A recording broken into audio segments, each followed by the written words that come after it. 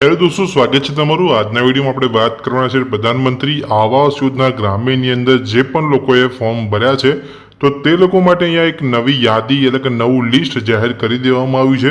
April મહિનાની અંદર આ પહેલું લિસ્ટ અહીંયા જાહેર કરવામાં આવ્યું છે, જેની અંદર જે પણ લોકોને અહીંયા સબસિડી મળી હશે તે લોકોના અહીંયા ગામ વાઇઝ તમે નામ જોઈ શકો છો।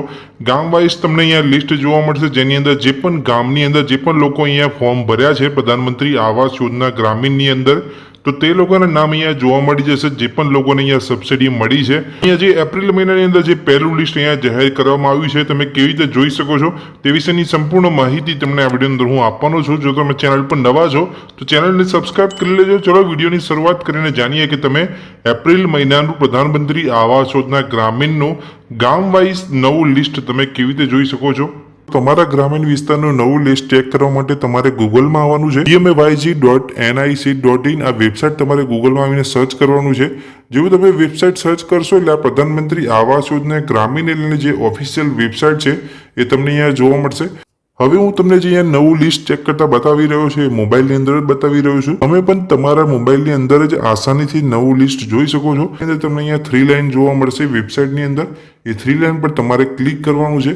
જેવું તમે 3 લાઈનની અંદર ક્લિક કરશો તમને આવાસ સોફ્ટ કરીને એક ઓપ્શન જોવા મળશે, તમે જોઈ શકો છો। આ આવાસ સોફ્ટનો એક ઓપ્શન છે। આ આવાસ સોફ્ટ પર તમે જેવું ક્લિક કરશો નીચે તમને અહીંયા રિપોર્ટ કરીને એક ઓપ્શન અહીંયા જોવા મળશે। રિપોર્ટના ઓપ્શન પર તમારે ક્લિક કરવાનું છે તમારા ગ્રામીણ વિસ્તારનું નવું લિસ્ટ ચેક કરવા માટે। જેવું તમે ક્લિક કરશો આ પ્રકારનું પેજ તમારી સામે ઓપન થશે। તમારે નીચે જવાનું છે। નીચે તમે જશો તો એક લાસ્ટમાં જે અહીંયા ઓપ્શન જોવા મળે છે તે ઓપ્શન પર તમારે ક્લિક કરવાનું છે। બેનિફિશરી ડિટેલ્સ ફોર વેરિફિકેશન એ ઓપ્શન પર તમારે ક્લિક કરવાનું છે। જેવું તમે અહીંયા ક્લિક કરશો અમુક તમને અહીંયા પૂછવામાં આવશે તમારા સ્ટેટ વિશે, તમારા જિલ્લા વિશે, તમારા ગામ વિશે અને કઈ યોજનાને લગતી તમે માહિતી મેળવવા માંગો છો એ વિશે તમને પૂછવામાં આવશે।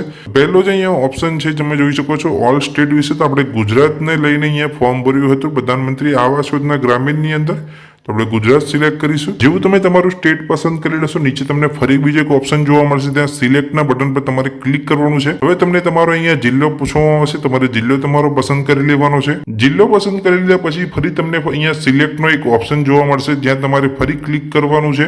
જ્યાં તમને તમારું તાલુકો પૂછવામાં આવશે, તમારે તાલુકો પસંદ કરી લેવાનો છે। તાલુકો પસંદ કરી લીધા પછી ફરી તમને સિલેક્ટનો ઓપ્શન જોવા મળશે, જ્યાં તમારે ફરી ક્લિક કરવાનું છે અને તમારું જે પણ ગામ હોય એ ગામ તમારે પસંદ કરવાનું છે।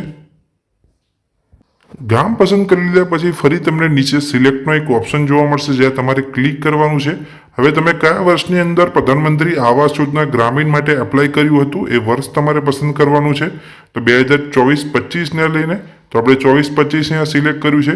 ફરી તમે આ વર્ષ સિલેક્ટ કરશો એટલે ફરી તમને બીજો એક ઓપ્શન જોવા મળશે, જે લાસ્ટ ઓપ્શન છે। તેની અંદર તમને પૂછવામાં આવશે કે તમે કઈ યોજના અંતર્ગત માહિતી મેળવવા માંગો છો।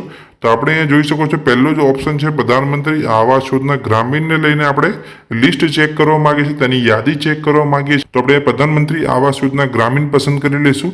ત્યાર પછી આપણને એક નીચે અહીંયા કોયડો એટલે કે અહીંયા કેપેચા તમને જોવા મળશે, તમે જોઈ શકો છો।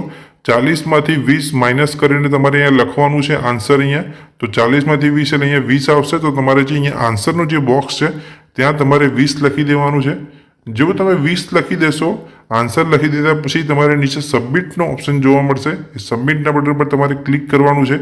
જેવું સબમિટ કરશો એટલે જે તમારી જે અહીંયા પ્રધાનમંત્રી આવાસ યોજના ગ્રામીણની અંદર તમારા ગામની જે અહીંયા નવું લિસ્ટ છે એટલે કે જે યાદી છે એ તમને જોવા મળી જશે। તો તમારા ગ્રામીણ વિસ્તારની અહીંયા યાદી જોવા માટે તમારે અહીંયા ડાઉનલોડ પીડીએફ પર તમારે ક્લિક કરવાનું છે।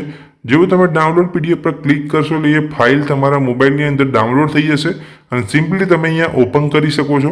એવું તમે અહીંયા નવું લિસ્ટ ડાઉનલોડ કરશો એટલે કે નવી યાદી ડાઉનલોડ કરશો એટલે આ પ્રકારનું પેજ તમને અહીંયા જોવા મળશે। તો 2025ની અંદર જે લોકોને અહીંયા રિલીઝ કરવામાં આવી છે તે લોકોને અહીંયા તમે જોઈ શકો છો 12/3/2025ના રોજ અહીંયા રિલીઝ કરવામાં આવી છે।